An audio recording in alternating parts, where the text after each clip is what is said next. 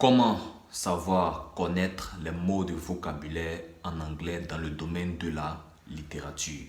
Salut à toi, j'espère que tu vas bien. Moi ça va, comme toujours ça va pas les vrais et tu le sais. Alors aujourd'hui, nous nous intéressons à la langue anglaise, notamment les mots de vocabulaire dans le domaine de la littérature. Pour les littéraires ici, voilà, notamment lorsque nous apprenons la langue anglaise, les langues même bien évidemment sont la littérature. Alors il est important, ceux qui s'intéressent beaucoup à la lecture, de connaître des mots, les mots appropriés lorsque vous rédigez par exemple vos mémoires à l'université, vos writings pendant les devoirs de classe au lycée, au collège, tout ce que vous voulez. Il est impérativement important de les connaître. Comme je l'ai dit, nous allons voir les mots de littérature aujourd'hui. J'ai noté pour ne pas que j'oublie, parce que nous avons beaucoup. Alors, le premier mot que nous avons en littérature aujourd'hui, l'action. Alors, le mot action en français ne change pas en anglais. C'est tout simplement la prononciation qui va changer. Action, action, action. Action en français, en anglais, action, tout simplement. Le deuxième mot, nous avons le mot ambigu. Alors, ambigu en anglais, ambiguous. Ambiguous. Profitez de cette vidéo pour savoir prononcer les mots que je suis en train de prononcer présentement. Donc, ambiguous. Ambiguous, l'ambigu. Alors, nous avons aussi l'atmosphère.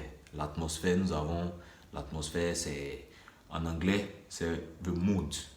The mood. Mood, l'atmosphère. Ensuite, nous avons l'auteur. Comment dit auteur? L'un des mots clés fondamentaux en littérature. Auteur, tout simplement, en anglais, c'est author. Author. Author. L'auteur de ce livre. The author of this book. The author of this book. L'auteur de ce livre. Ensuite, nous avons le cadre. Le cadre, c'est the setting. The setting. Setting. Le cadre. Ensuite, nous avons le caractère. Le caractère, c'est tout simplement character. Character. Le caractère d'une personne, d'une personnalité. Character, personality. Personality. Donc, character. Character. Nous continuons avec le mot, le chapitre. Alors, chapitre, en anglais, c'est chapter. Chapter. Chapter. Chapitre. Ensuite, la citation. Ce qui vient même beaucoup, même pendant les devoirs. La citation. Comment on dit citation en anglais? Tout simplement quotation. Quotation. Quotation. Ne vous trompez pas à traduire ce mot littéralement pour dire citation. Non, non, non. Citation, ça ne se dit pas. Mais plutôt quotation. De là découle le verbe citer. Donc, citer ici sera to quote. To quote, to quote, citer, donc citation, quotation, citer, to quote. Alors, ensuite nous avons le mot, le conte. Ok, le conte c'est tout simplement the tale. Tale, comme cela s'affiche, tale, un conte. Par exemple, j'ai un conte, j'ai écrit un conte. Ok, dans les petits romans, on voit souvent les contes qu'on lit. Quand on veut passer un moment agréable de lecture, le conte, ici, c'est the tale. The tale. Tale. Après, nous avons le mot aussi convaincant. Un mot important. Convaincant. Comment on dit convaincant en anglais? Tout simplement convincing. Convincing. Convincing. Par exemple, cet argument est un argument convaincant. This argument is a convincing argument. Is convincing. Ok, ceci, ou si vous voulez, ceci est un argument convaincant. Donc, this one is a convincing argument. Simply speaking. Now, we have the word crise de conscience. Donc, crise de conscience, tout simplement. Crisis of conscience. Crisis. Donc, crise ici, c'est crisis. Crisis of conscience. Aussi, nous avons les critiques. Ok, critique ici, la critique, une critique ici, c'est criticism, criticism, criticism, tout simplement. Criticism. The following one is le verbe décrit, ok? Décrit quelque chose tout simplement, to describe, to describe, to describe. Par exemple, décrit une personnalité en fait, décrit quelque chose, décrit quelqu'un. Donc, to describe someone, to describe something. Ensuite, nous avons le mot le déroulement. Ok, le déroulement. Ici, nous allons utiliser le mot development. Development. Ici, ce que je viens de dire, ça ne veut pas dire développement. En fait, bon, enfin, le déroulement de l'histoire. Development of the history.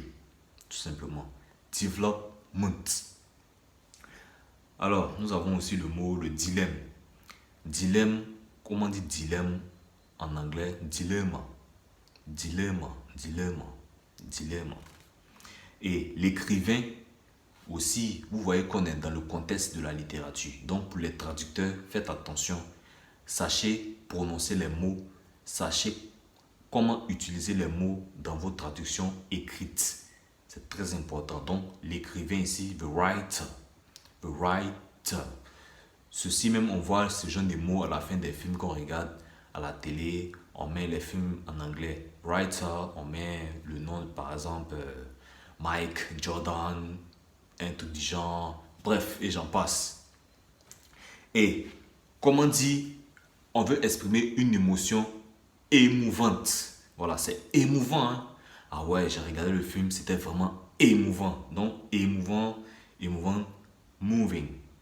Moving, moving. Ici, ce moving ne signifie pas le déplacement. Parce que je vous vois venir. Parce que les gens vont dire, ben, moving, c'est se déplacer. Parce que se déplacer en anglais à l'infinitif, to move. Donc le nom découlant de ça, moving. Moving. Mais ici, il s'agit d'une émotion.